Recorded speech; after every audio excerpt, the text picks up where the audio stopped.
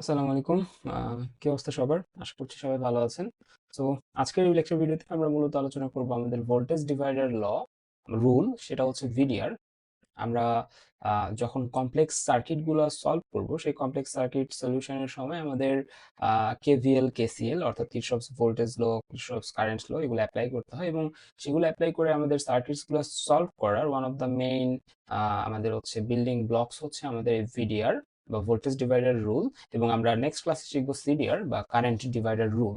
হ্যাঁ, তো এগুলো হচ্ছে খুবই বেসিক থিংস, যেগুলো আমরা যদি না শিখি তাহলে আমরা খুব সহজে আহ, এই সার্কিটস গুলোকে এলিমিনেট করতে পারবো না। ওকে, সো আমাদের যেটা জানতে হবে সেটা হচ্ছে ভোল্টেজ কখন ডিভাইড হয়। আমরা তো লাস্ট ভিডিওতে দুই ধরনের সার্কিট সম্পর্কে জানছি, যে এই ধরনের সার্কিটসকে আমরা কি বলি, এই ধরনের সার্কিটসকে আমরা বলি হচ্ছে সিরিজ সার্কিট।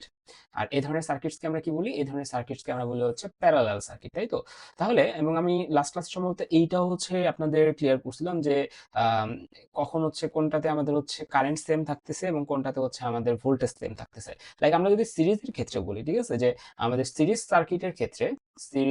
সার্কিটের ক্ষেত্রে অলওয়েজ এটা মনে রাখবেন, সিরিজ সার্কিটের ক্ষেত্রে আমাদের ভোল্টেজ কি হয়, চেঞ্জ হয়। ঠিক আছে, ভোল্টেজ চেঞ্জ হয়, ভোল্টেজ চেঞ্জ হয়। এই যে আমার এখানে আর ওয়ান রোধ আছে, এখানে আর টু রোধ আছে, এখানে আর থ্রি রোধ আছে। আমার যদি এখানে ধরে নিচ্ছি 10 ভোল্ট আছে এখানে, ঠিক আছে, 10 ভোল্ট যদি আমার এখানে থাকে, তাহলে আর ওয়ান এর ভিতর দিয়ে যখন হচ্ছে এই 10, মানে এখানে 10 ভোল্ট থাকে, মানে এখানেও 10 ভোল্ট, এখানেও 10 ভোল্ট, এখানেও পর্যন্ত 10 ভোল্ট। বাট যখন এই সিরিজে থাকবে, সিরিজে থাকা অবস্থায় এই 10 ভোল্ট যখন এই আর ওয়ান রোধটা পার করবে, এই আর ওয়ান রোধের কারণে কিছুটা ভোল্টেজ সে নষ্ট হবে, ভোল্টেজ সে হারায় ফেলবে। ঠিক আছে, তখন এই জায়গাতে আমাদের আসবে হচ্ছে 10 ভোল্টের জায়গায় আমি ধরে নিচ্ছি লেটস 7 ভোল্ট, তার মানে আর ওয়ান এর ভিতরে 3 ভোল্ট আমাদের গেছে। ঠিক আছে, ফাইন। তারপরে আমাদের এভাবে আমাদের এখানে 7 ভোল্ট এখানে ধরে নিচ্ছি, এখান থেকে এখানে আসার সময় আরো 5 ভোল্ট গেছে। ঠিক আছে, সরি, ধরে নিচ্ছি আমাদের আরো হচ্ছে 3 ভোল্ট গেছে। তাহলে 7 ভোল্ট থেকে আরো 3 ভোল্ট গেলে 4 ভোল্ট, তার মানে এখানে 4 ভোল্ট, 4 ভোল্ট, 4 ভোল্ট। তাহলে এখানে ধরে নিচ্ছি আরো 4 ভোল্ট গেছে, তার মানে এখানে আসবে হচ্ছে 0 ভোল্ট। ঠিক আছে, এইরকম হচ্ছে কাহিনী। তো আমাদের সিরিজ যে হচ্ছে ইয়েটা থাকে, সিরিজ যে সার্কিটটা থাকে, সিরিজ সার্কিটের ক্ষেত্রে ভোল্টেজ চেঞ্জ হয়, বাট আমার কারেন্ট বা আই কারেন্ট বা আই সেম থাকে। অর্থাৎ এইখানে আমার যে পরিমাণে কারেন্ট থাকবে, ধরে নিচ্ছি এখানে আমার 2 অ্যাম্পিয়ার কারেন্ট, এইখানেও যদি আমি কারেন্ট মাপি তাও আমি 2 অ্যাম্পিয়ার কারেন্ট পাবো, এইখানে কারেন্ট মাপলেও আমি 2 অ্যাম্পিয়ার কারেন্ট পাবো, এইখানে কারেন্ট মাপলেও আমি 2 অ্যাম্পিয়ার কারেন্ট পাবো। তাহলে আমরা কি বলতে পারতেছি, আমরা বলতে পারতেছি যে একটা সিরিজ সার্কিটের ক্ষেত্রে ভোল্টেজ চেঞ্জ হচ্ছে এবং কারেন্ট সেম থাকতেছে। তাহলে আমাদের সিরিজ সার্কিট গেল। তাহলে প্যারালাল সার্কিটের ক্ষেত্রে বলি, প্যারালাল সার্কিটের ক্ষেত্রে তাহলে কি হচ্ছে, প্যারালাল সার্কিটের ক্ষেত্রে জাস্ট ওইটার উল্টাটা হচ্ছে। ঠিক আছে, উল্টাটা বলতে এখানে কি বোঝাচ্ছি আমি, যে প্যারালাল সার্কিটে আমাদের ভোল্টেজটা চেঞ্জ হচ্ছে, সরি, ভোল্টেজটা সেম থাকতেছে, প্যারালাল সার্কিটে ভোল্টেজ সেম থাকতেছে। আর কারেন্ট কি হচ্ছে, কারেন্ট আই এইটা চেঞ্জ হচ্ছে। ঠিক আছে, চেঞ্জ হচ্ছে। সো আমাদের যে প্যারালাল সার্কিটের এইখানেও যে ভোল্টেজ পাবো, এইখানেও সেম ভোল্টেজ পাবো, এইখানেও সেম ভোল্টেজই পাবো। ঠিক আছে, সো আমাদের প্যারালাল সার্কিটের ক্ষেত্রে আমাদের ভোল্টেজ সেম থাকতেছে নোডগুলোর মাঝে, বাট কারেন্ট কি হচ্ছে, চেঞ্জ হচ্ছে। তাহলে আমরা পরবর্তী ক্লাসে যখন সিরিয়াল বা কারেন্ট ডিভাইডার রুল শিখবো, তখন আমাদের কারেন্ট ডিভাইডার রুল কখন কোথায় আমরা অ্যাপ্লাই করবো, সিরিজ সার্কিটে নাকি হচ্ছে আমাদের প্যারালাল সার্কিটে?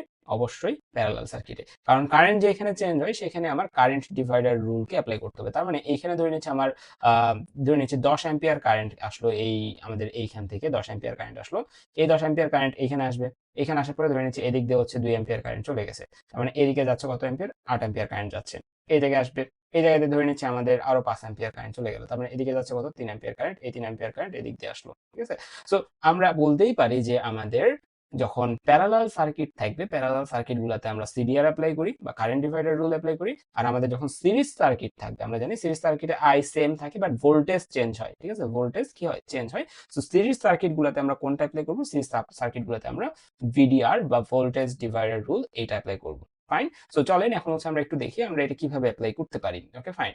সো আমরা যদি একটা কাজ করতে পারি না, যে আমরা হচ্ছে এই পুরো সার্কিটের, যেহেতু আমি বলতেছি বারবার আই সেম থাকবে, পুরো সার্কিটের আই সেম থাকবে, অর্থাৎ এখানেও যে আই, এখানেও সেম আই, এখানেও সেম আই, অর্থাৎ পুরো সার্কিটের আই সেম থাকবে। সো আই বের করে নিলে তো আমাদের মোটামুটি কাজটা শেষ, অনেকখানি কমে যায়, তাই না? সো আমরা একটা কাজ করতে পারি না, যে এই সার্কিটটাকে, এই যে যে রোধগুলো আছে, এই রোধগুলোকে একটা ইকুইভ্যালেন্ট রোধ দ্বারা কি করতে পারি, আমরা চেঞ্জ করতে পারি। হ্যাঁ, যে এই যে এখানে সবগুলো রোধ আমাদের সিরিজে আছে, এইটা, এইটা, এটা, তাই না? সবাই সিরিজে আছে। আমরা চাইলে কি করতে পারি, এই তিনটা রোধের বদলে একটা ইকুইভ্যালেন্ট রোধ লিখতে পারি। সো এই আর ওয়ান যেহেতু সিরিজে আছে, সিরিজে থাকলে কি হয়,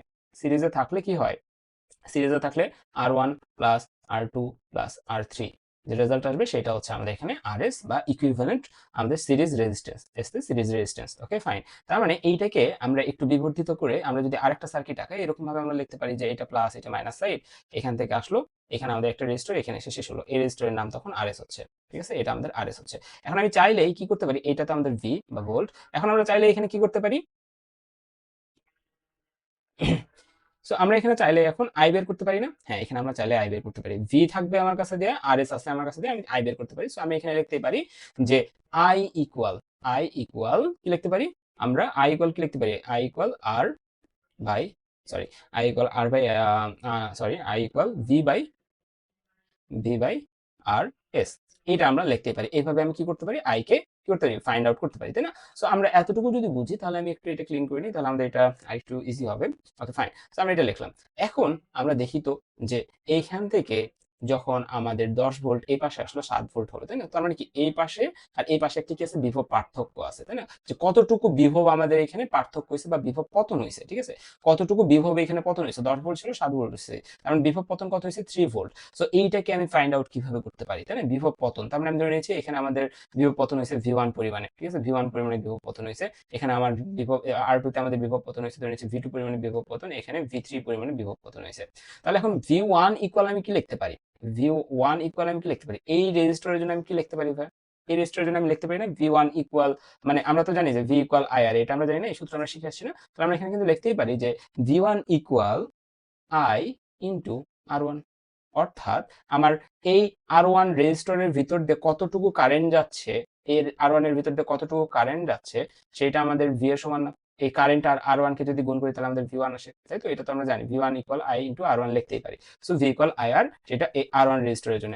R2 রেজিস্টরের জন্য যদি, অর্থাৎ V2 এর মান যদি আপনি বের করতে চান, ঠিক আছে, যে এই রেজিস্টরের ভিতর দিয়ে কতটুকু বিভব পতন হচ্ছে, এটা যদি আপনি বের করতে চান, তার মানে এই রেজিস্টরের ভিতর দিয়ে কতটুকু কারেন্ট প্রবাহিত হচ্ছে, সেইটা গুণন এই রেজিস্টরের রেজিস্ট্যান্সের মান। এই রেজিস্টরের রেজিস্ট্যান্সের মান কত, R2 লেখেন, ইনটু এর ভিতর দিয়ে কারেন্ট কতটুকু প্রবাহিত হচ্ছে, এগেইন দেখেন তো পুরো সার্কিট দিয়ে আই পরিমাণ কারেন্ট প্রবাহিত হচ্ছে না, তাই না? এখানেও আই, বা এখানেও 2 অ্যাম্পিয়ার, এখানেও 2 অ্যাম্পিয়ার, এখানেও 2 অ্যাম্পিয়ার। সো আই পরিমাণ কারেন্ট প্রবাহিত হচ্ছে, সো এখানে আই ইনটু R2।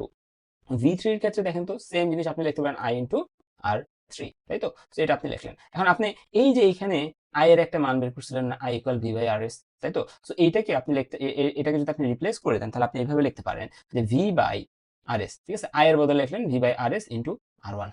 তারপর এখানে লিখলেন ভি বাই আর কি, এস ইন্টু R2। এখানে লিখতে পারেন ভি বাই কি, R3 ইন্টু আর আর এস ইন্টু R3।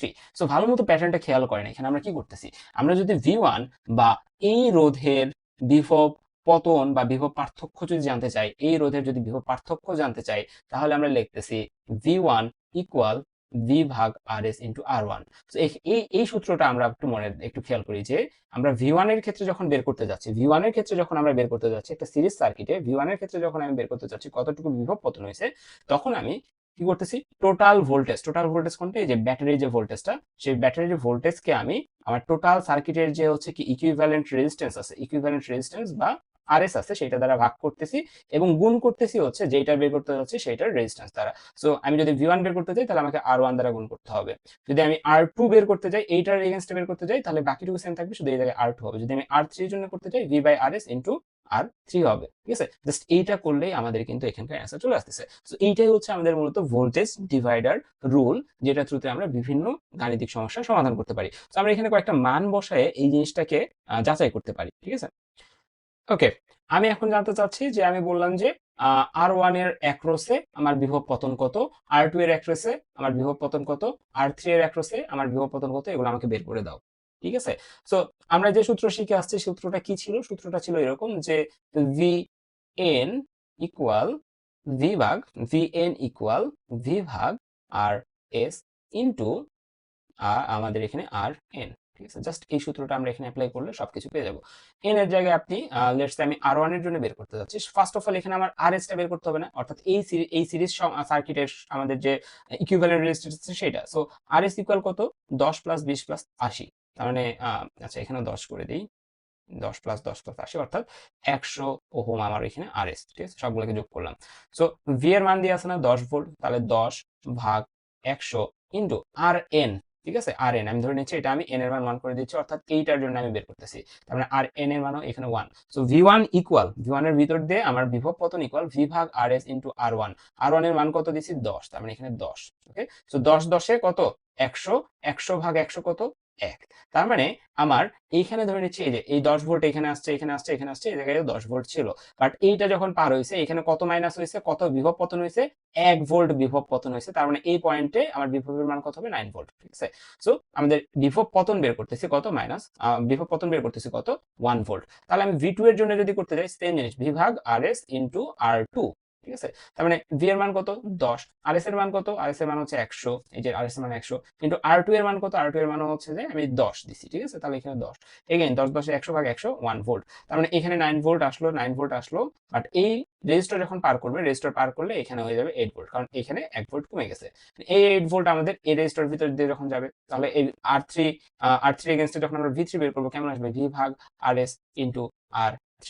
ঠিক আছে, এখন V এর মান কত দেখো তো ভাই, যে V এর মান হচ্ছে 10 ভোল্ট, তার মানে 10 ভাগ RS এর মান কত 100, মানে 100 ইনটু R3 এর মান কত 80, তার মানে 80, তার মানে 10 ইনটু 80 কত 800 ভাগ 100, অর্থাৎ 8 ভোল্ট। ওকে, 8 ভোল্ট। সো আমরা দেখতেছি 10 ভোল্ট আমাদের এখানে প্রবেশ করলো, এখান থেকে বের হলো 9 ভোল্ট, অর্থাৎ 1 ভোল্ট আমাদের এখানে কি হয়ে গেল, নষ্ট হয়ে গেল বা পতন হইলো। এই জায়গায় ঢুকলো 9 ভোল্ট, বের হলো 8 ভোল্ট, এখানে ঢুকলো 8 ভোল্ট, বের হলো কত 8 ভোল্টে এখানে নষ্ট হয়ে গেল, অর্থাৎ বের হলো 0 ভোল্ট। ওকে, সো এইটা এই ধরনের ম্যাথ আমরা ঠিক আছে কিনা কিভাবে যাচাই করি, আমরা দেখব যে আমাদের টোটাল যে আমাদের এই যে এই 10 ভোল্টের সাথে ম্যাচ করবো, যে দেখবো যে এইখানে আমার যদি এখানে আমি যদি দেখি এখানে 1 ভোল্ট, ঠিক আছে, এখানে বিভব পতন 1 ভোল্ট, এখানে কত ভোল্ট, এখানে 1 ভোল্ট, এখানে কত ভোল্ট, এখানে 8 ভোল্ট, অর্থাৎ আমরা যদি V1 plus V2 plus V3 করি, অর্থাৎ এইটা এইটা আর এইটাকে যদি আমরা প্লাস করি, তাহলে রেজাল্ট আসবে আমাদের এই মেইন V এর সমান। আমরা লিখতে পারি V equal V1 plus V2 plus V3। ওকে, সো এইটাই হচ্ছে আমাদের মূলত ভোল্টেজ ডিভাইডার রুল, এবং মাত্র যেটা বললাম এটা মূলত আমাদের হচ্ছে KVL, কৃষক ভোল্টেজ, ওইটা আমরা একটু পরে দেখতেছি। সো আমরা ওইটা একটু পরে আমরা ওই রিলেটেড ম্যাথমেটিক্স প্রবলেম সলভ করবো। সো এই ছিল আজকের আমাদের ভোল্টেজ ডিভাইডার রুল থেকে। পরবর্তী ক্লাসে আমরা হচ্ছে কারেন্ট ডিভাইডার রুল সম্পর্কে জানবো। দেখা হচ্ছে পরবর্তী ক্লাসে।